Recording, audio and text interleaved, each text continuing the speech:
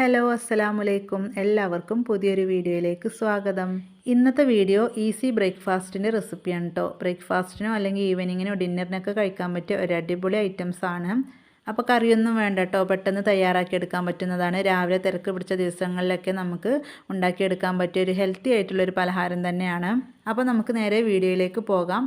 അപ്പോൾ ആദ്യമായിട്ട് കാണുന്നവരൊക്കെ ഉണ്ടെങ്കിൽ ചാനൽ ഒന്ന് സബ്സ്ക്രൈബ് ചെയ്ത് സപ്പോർട്ട് ചെയ്യുക. അതുപോലെ തന്നെ വീഡിയോ കണ്ടുകൊണ്ടിരിക്കുമ്പോൾ തന്നെ ഇഷ്ടപ്പെടുകയാണെങ്കിൽ ഒന്ന് ലൈക്ക് ചെയ്യുക. ഈ ഒരു പലഹാരം നമ്മൾ ഗോതമ്പ് പൊടി വെച്ചിട്ടാണ് തയ്യാറാക്കുന്നത്. അപ്പോൾ അതിന് വേണ്ടിയിട്ട് ഒരു ബൗളിലേക്ക് ഒരു ഗ്ലാസ് ഗോതമ്പ് പൊടിയാണ് കേട്ടോ ഞാൻ ഇട്ട് കൊടുക്കുന്നത്. ഇനി ഇതിലേക്ക് ആവശ്യത്തിനുള്ള ഉപ്പും കൂടി ചേർത്ത് കൊടുക്കാം.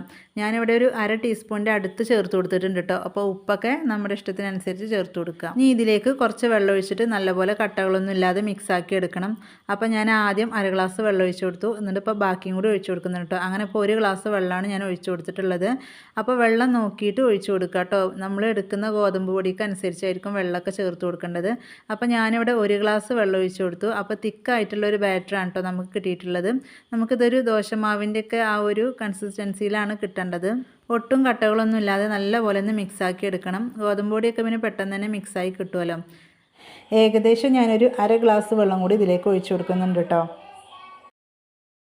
അപ്പോൾ ഞാനിവിടെ ഒരു ഗ്ലാസ് ഗോതമ്പ് പൊടിക്ക് 1.5 ഗ്ലാസ് വെള്ളമാണ് കേട്ടോ ഒഴിച്ചു കൊടുത്തിട്ടുള്ളത്. അപ്പോൾ നമുക്ക് കറക്റ്റായിട്ട് കിട്ടിയിട്ടുണ്ട്. ഈ ഒരു സമയത്ത് ഉപ്പ് നോക്കുക കേട്ടോ. ഉപ്പ് നോക്കിയിട്ട് കുറവാണെങ്കിൽ ചേർത്ത് കൊടുക്കുക.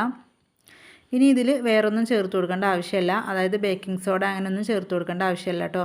അപ്പോൾ ഇതിവിടെ റെഡി ആയിട്ടുണ്ട്. ഇനി നമുക്കിതിവിടെ മാറ്റി വെക്കാം. ഇനി ഇതിലേക്ക് വേണ്ടിയിട്ടുള്ള ഒരു മുട്ടേൻ്റെ ഒരു മിക്സ് ഉണ്ട്, അത് നമുക്കിനി തയ്യാറാക്കിയെടുക്കണം. നമുക്ക് എത്രത്തോളം വേണമെങ്കിൽ അതിനനുസരിച്ച് എടുക്കാം കേട്ടോ. അപ്പോൾ ഞാൻ ഒരു ഗ്ലാസ് പൊടിയാണ് ഇവിടെ എടുത്തിട്ടുള്ളത്. അതൊരു 4 പേർക്ക് കഴിക്കാനൊക്കെ ഉണ്ടാവും കേട്ടോ. പിന്നെ അതുപോലെ തന്നെ 3 മുട്ട വെച്ചിട്ടാണ് ചെയ്യുന്നത്. അപ്പോൾ ഒരു ബൗളിലേക്ക് ഞാൻ 3 മുട്ട ഒഴിച്ചു കൊടുത്തിട്ടുണ്ട്. ഇനി ഇതിലേക്ക് ആവശ്യത്തിനുള്ള ഉപ്പ് ചേർത്ത് കൊടുക്കുക. ഉപ്പ് നമ്മൾ നേരത്തെ ഗോതമ്പ് പൊടി മിക്സ് ചെയ്തപ്പോൾ അതിൽ ഉപ്പിട്ട് കൊടുത്തിട്ടുണ്ടായിരുന്നു കേട്ടോ. അപ്പോൾ അതിനനുസരിച്ച് ചേർത്ത് കൊടുക്കുക. രണ്ടും പാടെ വരുമ്പോൾ ഉപ്പ് അധികം ആവരുതേ. അപ്പോൾ അത് നോക്കിയിട്ട് ചേർത്ത് കൊടുക്കുക. ഇനി ഇതിലേക്ക് ഒരു സവാളയുടെ പകുതിയാണ് കേട്ടോ ഞാൻ ഇട്ട് കൊടുത്തിട്ടുള്ളത്. അതായത് മീഡിയം സൈസിലുള്ള സവാളയുടെ പകുതി ചെറിയ രീതിയിൽ മുറിച്ചെടുത്തതാണ്. പിന്നെ നമ്മുടെ എരിവിനനുസരിച്ച് പച്ചമുളക് ചേർത്ത് കൊടുക്കാം. ഇനി ഇതിലേക്ക് ഒരു പഴുത്ത തക്കാളിയാണ് ഞാൻ ഇട്ട് കൊടുക്കുന്നത്. ചെറിയൊരു തക്കാളിയാണ് കേട്ടോ. അത്യാവശ്യം നല്ല പഴുത്ത തന്നെ എടുക്കാൻ ശ്രദ്ധിക്കുക. പൊടി പൊടിയായി അരിഞ്ഞിട്ട് എടുക്കുക കേട്ടോ. പിന്നെ കുറച്ച് മല്ലിയിലയും കൂടി ഇട്ട് കൊടുക്കുന്നുണ്ട്. അപ്പോൾ ഇത് മാത്രമേ ഉള്ളൂ കേട്ടോ ഞാൻ ചേർത്ത് കൊടുക്കുന്നത്. അപ്പോൾ വളരെ സിമ്പിളായിട്ടല്ലേ തയ്യാറാക്കി എടുക്കുന്നത്, അതുകൊണ്ട് ഞാൻ വേറൊന്നും ചേർത്ത് കൊടുക്കുന്നില്ല. അപ്പോൾ നിങ്ങൾക്ക് വേണമെന്നുണ്ടെങ്കിൽ കുറച്ച് പച്ചക്കറിയൊക്കെ ചേർത്ത് കൊടുക്കുക കേട്ടോ. അതായത് ക്യാരറ്റ്, ക്യാബേജൊക്കെ ചെറിയ രീതിയിൽ മുറിച്ചിട്ട് അതൊക്കെ ഇട്ട് കൊടുക്കാം. കുറച്ച് സ്പൈസി ആയിട്ട് വേണമെന്നുണ്ടെങ്കിൽ അര ടീസ്പൂണോളം കുരുമുളക് പൊടി ചേർത്ത് കൊടുക്കാം കേട്ടോ. ഇനിയിപ്പോൾ മല്ലിയില കയ്യിലില്ലെങ്കിൽ കറിവേപ്പില ചേർത്ത് കൊടുത്താലും മതി കേട്ടോ. നല്ല ചെറുതായി മുറിച്ചിട്ട് ചേർത്ത് കൊടുക്കുക. അപ്പോഴും നല്ലൊരു ഫ്ലേവർ ഉണ്ടാവും. എന്നിട്ട് എല്ലാം കൂടി നല്ലപോലെ ഒന്ന് മിക്സ് ആക്കി എടുക്കുക കേട്ടോ. ഒരുപാട് സമയം ഇട്ടിട്ട് മിക്സ് ആക്കേണ്ട ആവശ്യമൊന്നുമില്ല. ജസ്റ്റ് എല്ലാം കൂടി ഒന്ന് മിക്സ് ആക്കി കിട്ടിയാൽ മാത്രം മതി. ഇനിയിപ്പോൾ ഇതുപോലെ ഒരു തവ വെച്ചിട്ടുണ്ട്. എന്നിട്ട് നല്ലപോലെ ചൂടായി വരുമ്പോൾ അതിലേക്ക് നമുക്ക് ഒരു തവി മാവ് ഒഴിച്ചു കൊടുക്കുക കേട്ടോ. മീഡിയം ടു ലോ ഫ്ലെയിമിൽ ഇട്ടിട്ട് ഒഴിച്ചു കൊടുക്കുക. അപ്പോഴേ നമുക്കിത് പരത്തിയെടുക്കുമ്പോൾ നല്ല പോലെ ഒന്ന് തിന്നായിട്ട് കിട്ടുള്ളൂ. ഒരുപാട് തിന്നാക്കി എടുക്കേണ്ട ആവശ്യമില്ല, എന്നാലും കുറച്ചൊക്കെ ഒരു മീഡിയം ലെവലിലേക്ക് നമ്മളിതൊന്ന് പരത്തിയെടുക്കണം.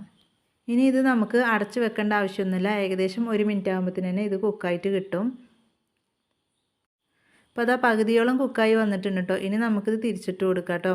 തിരിച്ചിട്ട് കൊടുത്തിട്ടും ഒരു 30 സെക്കൻഡോളം വെക്കുമ്പോഴത്തേക്കും ഇത് നല്ലപോലെ ഒന്ന് കുക്കായിട്ട് കിട്ടും. അപ്പോൾ 2 സൈഡ് നല്ലപോലെ കുക്കായതിൻ്റെ ശേഷം മാത്രം വേണം കേട്ടോ ഇതിലേക്കുള്ള ആ ഒരു മുട്ടൻ്റെ മിക്സ് നമുക്ക് ചേർത്ത് കൊടുക്കാൻ.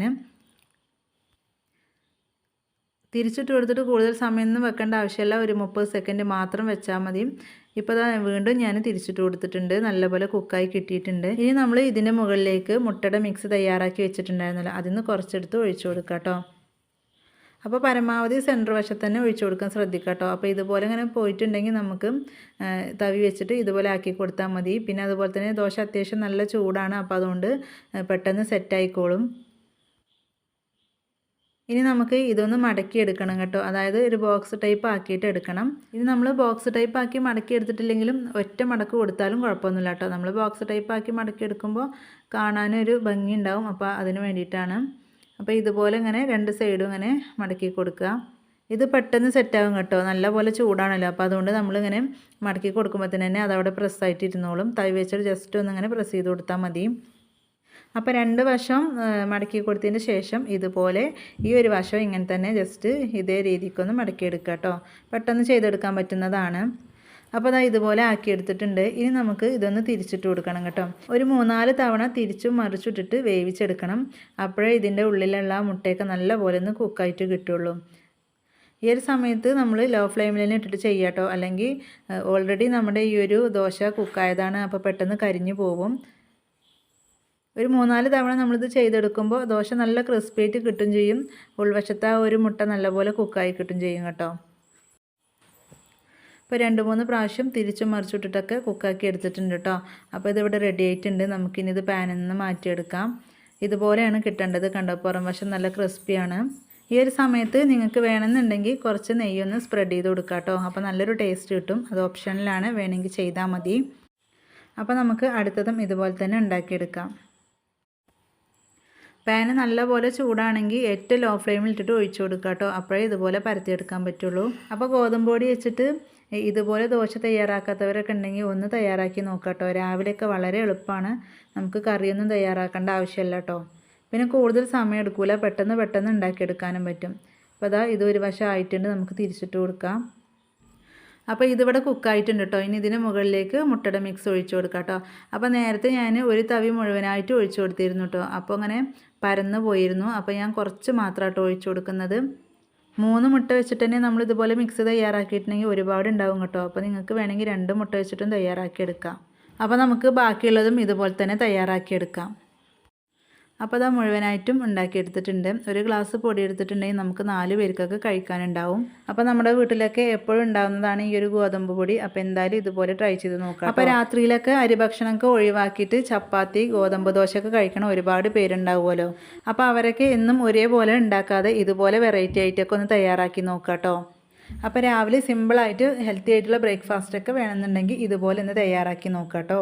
അപ്പോൾ തീർച്ചയായും നിങ്ങൾക്ക് എല്ലാവർക്കും ഇഷ്ടപ്പെടും. അപ്പോൾ ഇത്രയേ ഉള്ളൂ നമ്മുടെ ഇന്നത്തെ ഒരു വീഡിയോ ഇഷ്ടപ്പെട്ടാൽ ലൈക്ക് ചെയ്യുക. അതുപോലെ തന്നെ ഫ്രണ്ട്സിനും ഫാമിലിക്കൊക്കെ ഒന്ന് ഷെയർ ചെയ്യുക. നിങ്ങളുടെ അഭിപ്രായങ്ങൾ അറിയിക്കുക. അപ്പോൾ ഞാനിട്ട വീഡിയോസിൽ ഒരുപാട് എളുപ്പത്തിൽ തയ്യാറാക്കാൻ പറ്റുന്ന ബ്രേക്ക്ഫാസ്റ്റ് റെസിപ്പികളൊക്കെ ഉണ്ട് കേട്ടോ. അപ്പോൾ അതൊക്കെ ഒന്ന് കയറി കണ്ടിട്ട് എല്ലാവരും ഒന്ന് സപ്പോർട്ട് ചെയ്യാം.